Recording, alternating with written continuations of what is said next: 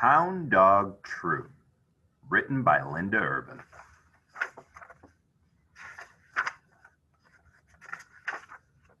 Uncle Potluck said that when he talked to the moon talked back. Mama laughed. Same old Potluck, she said. But he'd already grabbed his hat, already looked at Maddie, eyebrows up, saying, It's Hound Dog True. Already opened the door to the night. Out they went. Out past the bean, teepees, and tomato cages and the stone rabbit standing guard. Maddie matching Uncle Potluck's steps in the garden dirt. Out they went beyond the tangle of pumpkin vines in the backyard house Miss Sweet was renting. A few more days and you'll know this place by heart, Uncle Potluck said. Won't need me showing you the way. And he was not so sure. It was dark out here, without street lights and golden arches, headlights graying up the sky. Uncle Potluck had grown up in this yard. Mama, too. Likely it would take till Maddie grew up before she could path her way through the night. Up they went, up the rise to the edge of the woods, to the flat rock ledge by the apple tree. Uncle Potluck looked up and Maddie looked up to where the moon ought to be. Uncle Potluck whispered, She's hiding behind the skirts of Mama Night, you know. Oh, Maddie knew. Uncle Potluck leaped up on that rock, put his hat to his heart. Miss Moon, he called. Miss Moon. Come on out, sweetheart. Uncle Potluck waited and Maddie waited until a breeze came by, thinning the clouds. You got to trust the moon if you want the moon to trust you, he said, handing Maddie his hat. He wanted her to talk. Maddie knew. Wanted her to introduce herself, say something fine. But Maddie could not find a word in that dark. She put on Uncle Potluck's hat, let it fall down over her eyes. What did Maddie have to say that would interest the moon? Chapter 1. The stick man has bolts of cartoon electricity shooting out of him. Attention! Advertisement! It says over his head. Attention! Achtung! Don't use ladder in electrical storms. May cause severe injury or death. Maddie was glad she's not in an electrical storm. She does not want little bolts of lightning to shoot out of her. Of course, she's just standing at the bottom of the ladder, holding two hands steady, eyes level with the warning labels pasted to its metal sides. It's Uncle Potluck up top, like the stick man. So probably Uncle Potluck will get the death. Maddie only get like severe injury, or she figured. And for a moment, she thinks about what kind of injury that might just be. Lightning could split a tree, she knew. Maybe it'd split her, take a leg off or something. Or maybe she'd singe all over like a shirt ironed too hot. Either way, it is good that they are inside, she tells herself. It is good that they are here, inside Mitchell P. Anderson Elementary School, inside Miss Morgan's 5th grade classroom, inside the room that Uncle Potluck says will be hers once school starts. It is good, she tells herself again. And she keeps it good by focusing on the stick man, not wandering her eyes to the rows of desks or the coat closet doors or the blackboard up front. She reminds herself that there is a whole week before this new school starts, and she doesn't have to think about any of that yet. She can just help Uncle Potluck fulfill his janitorial oath. She can steady that ladder. She can think about severe injury and death.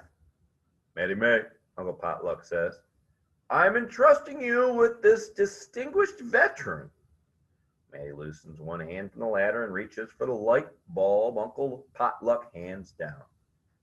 It's not a regular bulb, not the round kind that might ping on above a stick man if he got an idea. It's a long, skinny lightsaber kind. The kind that sat in the ceilings of every school Maddie went to, which is 3, 4, counting this one. 4 schools. The bulb is ash gray. Uncle Potluck puts his hat to his heart and bows his head. Gave its life in service of illumination of the youth, he says. Maddie smiles, bows her head like Uncle Potluck. Thank you, Bulb, she says. It's only Uncle Potluck around, so she doesn't mind saying that out loud. Put that in the box, Maddie. We'll take it back to authorized personnel and we'll give it a proper burial. Maddie nods and lets go of the ladder. It doesn't wobble. Uncle Potluck doesn't need steadying, really. He's been performing the custodial arts since before Maddie was even born. Up at the front of the room, a skinny box rests against Miss Morgan's desk. Maddie sets the veteran down and slow, careful pulls a fresh bulb from that box. A bulb so white it matches the chalk on the blackboard ledge. This is probably where she'll have to stand. It's always up front that the teachers make you stand. Every time Maddie's been to a new school, the teacher had made her stand in front of the blackboard and say her name. Except for last time, 4th grade. That was Mrs. D'Angelo's class. Mrs. D'Angelo had a whiteboard instead. Told Maddie to stand in front of that whiteboard, and she wrote Maddie's name fat and loopy in blue marker on that whiteboard. Introduce yourself. I'm Maddie Breen, Maddie had said. Louder! I'm Maddie Breen. Actually came out quieter though. Tell us something about yourself. And just like every other transfer day, Maddie got tangled in her own head trying to figure out what would be good to say. What she could say that would be smart or funny or interesting enough to make people forget that they already had friends and places to sit at lunch and people to be with at recess. Maddie had her notebook with her, the first one, the yellow one, and she held it to her chest like armor. Tucked her chin behind it, felt her breath bouncing hot back. Shoes shuffled under chairs.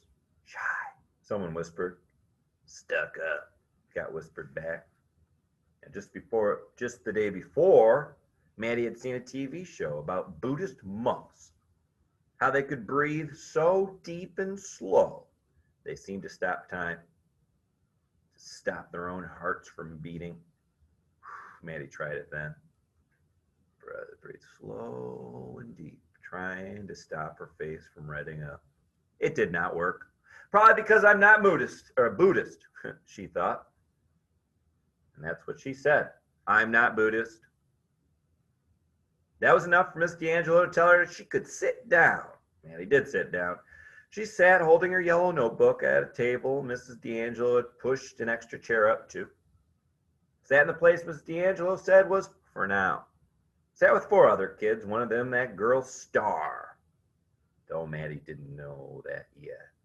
All Maddie knew is that, she had said that not a Buddhist. Not exactly the kind of introduction that would have had people rush in to make friends. Not that she knew how to make friends, really. I mean, she could be friendly, of course. After the newness of a place wore off, she'd be friendly. But by then, it was usually too late for true tell your secrets to friends. Even the nicest people calling her that shy girl instead of Maddie. Not a Buddhist. Not a Buddhist. Not a Buddhist. Not a Buddhist. To go a whole half of that morning before she can concentrate on anything else. And when finally she did settle, Maddie caught a glimpse of that whiteboard. And there was her name sitting bold and friendly among the times tables and the spelling words. Like she was a lesson. Like Maddie Breen being bold, friendly, was just as true as 5 times 5 being 25, or weird being spelled the way it was. I'm Maddie Breen, she thought. She sat straighter.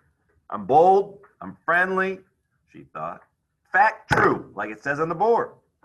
And that's when Mrs. D'Angelo started it on science. Started writing survival on the board. Writing of the. Finding no room left on that big old whiteboard for fittest. Forgive me, Maddie, she said, smiling. And then Maddie Breen got erased. All right, folks. So that is your first chapter of Hound Dog True. It's an interesting story. It's written creatively. And what's cool about this story is it kind of gives you just a different way to look at life.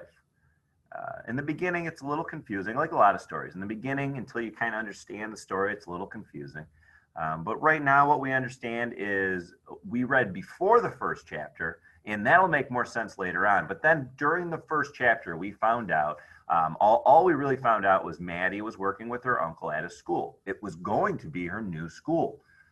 And that's kind of, and they said also that the house that they were at was her uncle grew up there, and her mom grew up there. And then also, what else did it say?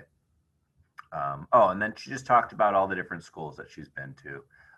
And then she talked about her last school that she went to, specifically, and talked about that first day that she introduced herself.